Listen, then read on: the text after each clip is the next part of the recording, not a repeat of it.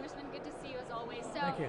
This, I think, is one of your favorite subjects, the Federal Reserve revealing trillions of dollars in emergency aid, something like $9 trillion overnight loans. Are you surprised by this? You know, in a little way, I thought it was bad, but it's probably worse than I thought. And I'm not totally surprised what they've been doing. That's one of the reasons why I've wanted an audit for a long time. Even though we're getting some figures out, it's nothing near what an audit would reveal.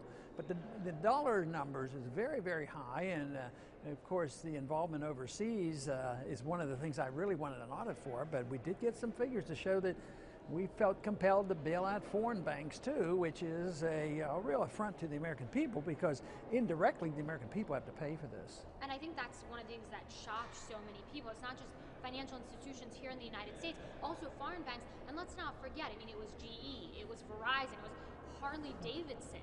Yeah. And you know, it shouldn't surprise us, because the dollar was given this responsibility of being the reserve currency of the world ever since 1971. So it was given much more power and privilege than it deserved. And at the time, you know, after World War II, we had all the gold and we had the economic might, and we weren't beaten down. But eventually, though, what happened was everybody started using dollars as if it were gold, and they put it in the reserves.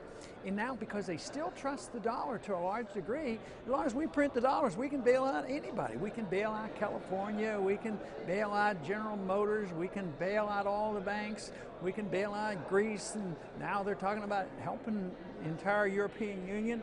But there is a limit. The market will limit it, politics won't. They will think they can manage this, but they can't do it. Eventually, people will lose confidence and trust in the dollar. But of course, their argument about all of these bailouts is that if we did this to stabilize the financial system, if we had not done this, we would have a depression on our hands. What makes you so sure that they're wrong about that things would have been better had they not done that? They're not completely wrong, because there would have been some industries that were depressed. The companies that had lived off debt and lived off easy credit and got themselves into trouble, they would have had a depression. You know, General Motors would have still had their problems, and the banks who had been involved in the derivatives, they would have had the depression. But instead, we printed the money, we bailed them out, and argued, well, we don't want anybody to have a depression. So what did they do? They transferred all that bad debt onto the taxpayer, but the little guy got stuck. Who lost their jobs? And who lost their houses? There was no requirement in there to loan to small businesses or help people modify their mortgages, which is something that they could have done. Why did they choose not to? Because the way the system works, big banks and big corporations benefit from a fiat system, and that's why they like it. So the military-industrial complex likes it, the banking system likes it, and matter of fact, politicians like it too, because they participate in it. The congressmen, you know, for decades have been able to vote for whatever they thought was necessary for their district.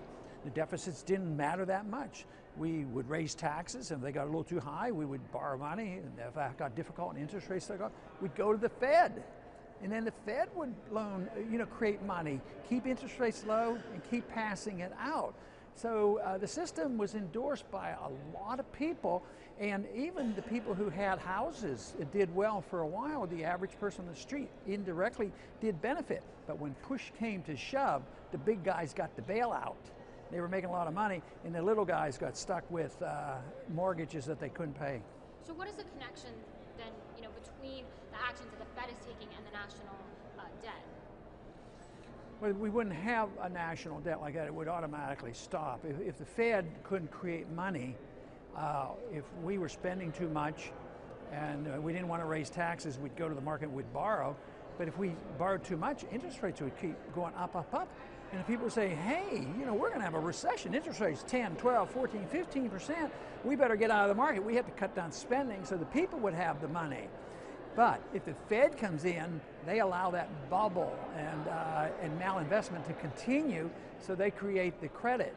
So if you allow the market to work, the signals would be there, and it would be turned off much sooner. The Fed shouldn't be allowed to monetize debt. And the Fed, again, under fire for the second round of quantitative easing also. Many members of Congress, like you said, support that as well. Right now, they're sort of waking up. There's more resistance now, not only from more members of Congress, but the average person now knows the Fed is involved in the bailout system. World central banks are complaining. European bankers have complained. And they're complaining. They got so much money. Yeah. What are they complaining about? But they're worried. They want to keep the money coming, but they want the money. They're sort of trapped. They want the money, but they want the money to maintain value. So maybe they got the money on QE1, and now they say, well, let's hold off now, because if you print too much more, the dollars I have might be devalued. So they're getting a little bit nervous about the system. And you've been a critic of the Federal Reserve for some time now. And interestingly enough, in January, you're going to be the chairman of the House Financial Services Subcommittee, the House Monetary Subcommittee. How do you plan on using your power to further investigate this institution and perhaps really have an audit of the Fed, which again, you've been calling on for some time now? Well, I haven't been appointed yet. I assume I will. I'm in line for it. And what I will do is use it as a good oversight committee of the Federal Reserve. And that means we want to know what they have been doing, and they have to explain what they've been doing, who's getting the loans. That means more oversight and move toward a true audit of the Fed. And then we also have to start talking about the business cycle, because everybody's unhappy with unemployment. You know, even though I disagree with so much what the Fed does and what the Congress does, I don't know of anybody who says, you know, what we have to work on is more unemployment. We like unemployment. They really don't. So, but if they understand the business cycle and how the Fed creates the business cycle, all of a sudden we're talking about very serious matters. So we need to get people to understand the connection. And then what really needs to be done, and I hope I'm able to do that, is talk about monetary reform. You know, how do we reform the system? Because some people say, you want to get rid of the Fed, what is going to happen? Does it exist? Well, you don't have to worry that much. Things could be much better, because things are getting very bad with the Fed, and there are alternatives. So we want to talk about monetary reforms. Internationally, they're already talking about reforms. The International Monetary Fund and the World Bank, they've already started talking about the reforms that they know are coming. And speaking of international affairs, we've seen so many protests all over Europe against the austerity measures. The big question is austerity coming to the United States? In what form? And are we going to see a similar reaction like the one that we're seeing all across Europe? I think so. I think there's going to be a lot of unhappy people, but a lot of people say, well, in order to clean up the mess we have to sacrifice. I don't see it as sacrifice. I see that if the people are working hard and they want to take care of themselves, if you get rid of the income tax and get rid of the regulations, they can make more money and they can be more responsible. They don't have to sacrifice a thing. So when you take away the goodies, if you take away the bailouts for the big corporations and the easy credit and all these fancy contracts. But when you have all these lobbyists on the Hill, I mean, you've worked here for quite some time now, you know how it works. How is that ever going to happen? Well, let's hope so, because this system won't last. So the big question is when it falls apart, what are we going to replace it with? And I think there's hints that we're going to do better. I mean, there has been an election. There are a lot of new people coming. And I think that's a sign that the American people are sending people up here who are saying enough is enough, and we need to have, get our house in order. Let's talk about the situation in the Koreas. You have a very interesting opinion about this. You've said, or you've hinted before, that the Korea conflict may have been orchestrated to boost the dollar. What do you mean by that? It's a pretty shocking claim, and one that we don't really hear very often. Well, you know, I don't know whether it's so directly as much as a repercussion. When these incidents occur, people rush to the dollar. But that's really just very temporary. But with my non-interventionist foreign policy, I just don't like to see a saber rattling by going over there with our ships and all. The analogy I draw to this is, we have a problem on our Texas and U.S.-Mexican border. What if the interests of China, what if they thought it was in their interest and they had an alliance with Chavez in Venezuela? What if they had war games in the Gulf of Mexico? We'd be hysterical, but we think nothing of saying, well, there's a problem over there and we got to show them our might, and we're going to go over there and we're going to set all these rules and dictate what's going on in Korea. I think if we hadn't stayed in Korea, it would be one country right now. I sincerely believe that. Do you think that, what's going to happen with the situation? Is it going to escalate? I know they're trying to put pressure on China. Is China going to do anything? And if not, is the United States more likely to get involved? It's already bogged down. We're way too much involved in China. China has a greater interest. I think we have a greater interest in what happens in Cuba than China should.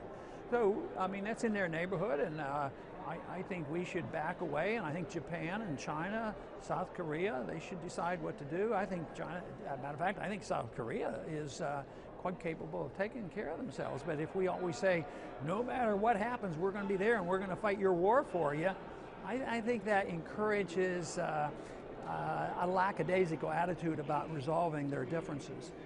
You're one of very few politicians, members of Congress, senators, who actually come out and say something like that. You know, that analogy that you made with China and Chavez. But why do you think that is? There seems to be, you know, whether anything that has to do with national security, whether it comes to defense spending or anything like that, sort of sacred cow. It's an issue that you don't touch because you never want to be perceived weak on national security. I mean, you and I had just talked about this. You got reelected, no problem. You've been saying these things for years and years now.